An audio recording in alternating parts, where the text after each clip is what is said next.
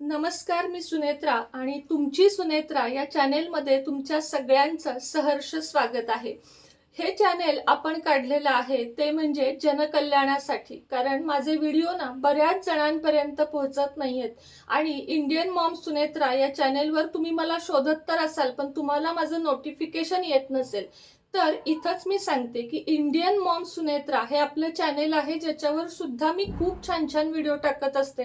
तर त्या चॅनेलला तुम्ही जर सबस्क्राईब केलं नसेल तर सर्च करा, एकदा अनसबस्क्राईब करा आणि पुन्हा सबस्क्राईब करा, म्हणजे तुम्हाला माझे प्रत्येक नवीन व्हिडिओ बघायला मिळतील. तुमची सुनेत्रा या चॅनेलवर देखील धार्मिक, आध्यात्मिक, त्याच पद्धतीने व्रत, वैकल्य, सणवार, विविध उपाय, ज्योतिषशास्त्र, वास्तुशास्त्र असे अनेक व्हिडिओ आपल्या यापुढे येणार आहेत.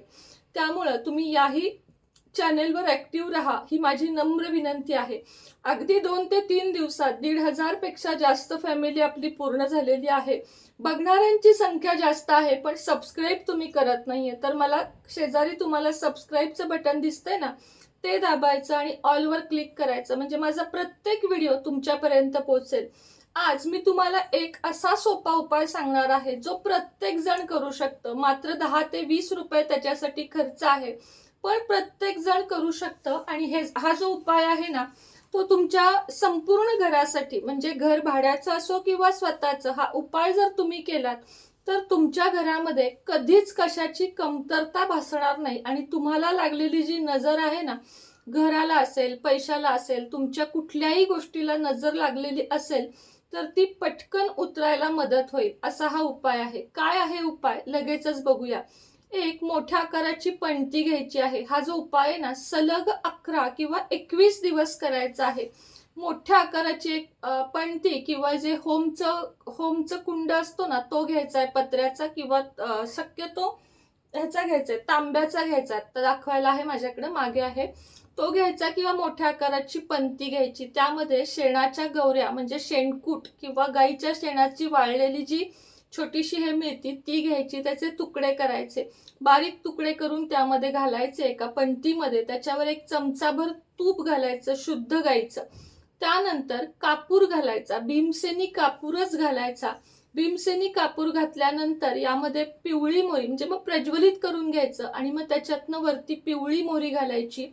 पिवळी मोहरी झाल्यावर 2 हिरव्या वेलची घालायच्या. हिरव्या वेलची झाल्यावर 2 लवंगा घालायच्या आणि त्यानंतर सगळ्यात शेवटी दालचिनी घालायची. आणि ह्याची जी नंतर धूर होणार आहे, हा जो धूर आहे ना, तमालपत्र 2 घालायची. एवढ्या सगळ्या वस्तू घालायच्या. आधी सगळं जमा करायचं आणि याची जी धुनी आहे, म्हणजे धूर आहे किंवा हे जे प्रज्वलित झालेलं आहे, ते आपल्या घरातल्या प्रत्येक कानाकोपऱ्यामध्ये, टॉयलेट बाथरूम सोडून प्रत्येक कानाकोपऱ्यामध्ये फिरवायचं.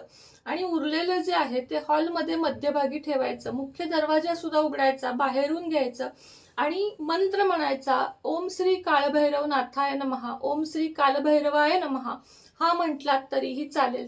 तुम्ही बघू लागाल की घरातल्या आजारी व्यक्ती थोड्या थोड्या बऱ्या होऊ लागतील. त्यानंतर नजर लागलेली व्यक्ती, घरामध्ये एखादी तुमची व्यक्ती सतत भांडण करत असेल, वाद घालत असेल, तुमचं ऐकत नसेल तर ती ऐकू लागेल. मुलांची अभ्यासात प्रगती होऊ लागेल. मुलं जिद्दीपणा कमी करतील. कारण ही जी गोष्ट आहे ना, ही जी धुनी आहे ना, ती सलग जेव्हा तुम्ही 11 दिवस द्याल तेव्हा तुमच्या घरातला जो ओरा आहे तो क्लीन होणार आहे. तुमचा स्वतःचा ओरा क्लीन होणार आहे आणि तुमच्या घरातली सगळी जी दरिद्रता आहे, नकारात्मकता आहे, निगेटिव्हिटी आहे, नजरबाधा आहे, ती सगळी घराच्या बाहेर होणार आहे. त्यामुळं ही धुनी सलग 11 दिवस करायची. आता धुनी झाल्यानंतर, धूर दिल्यानंतर जे काही साहित्य उरेल ते एका पिशवीमध्ये काढून ठेवायचे. राख असेल किंवा काही असेल, जे उरेल ते एका पिशवीत काढून ठेवायचे. आणि 11 दिवस झाले की 12व्या दिवशी हे एखाद्या झाडाखाली टाकून द्यायचे, म्हणजे खत म्हणून. तुम्ही अगदी घरातल्या कुंडीत सुद्धा तुळस सोडून कुठल्याही झाडाला सुद्धा हे घालू शकता, कुठं बाहेर टाकायचं नसेल तर. आणि घरात झाडं नसतील किंवा तुळस सोडून काही नसेल तर कुठल्याही पिंपळाच्या कुठल्याही झाडाखाली तुम्हाला हे टाकून द्यायचं आहे. कुठं पाण्यात वगैरे नाही, तर झाडाखालीच टाकायचं आहे. म्हणजे ह्याचा निचरा होऊन ते खत म्हणून सुद्धा उपयोगी पडतं. तर हा उपाय प्रत्येकानं, म्हणजे लेडीज असाल, जेंट्स असाल, कुणीही हा घरात आपल्या उपाय करू शकतं. फक्त हे सामान आहे ते थोडंसं तुम्हाला गोळा करावं लागेल. पण माझ्याकडे तर शेणकूट म्हणतो ना आपण, गौऱ्या, त्या 24 महिने असतात घरामध्ये.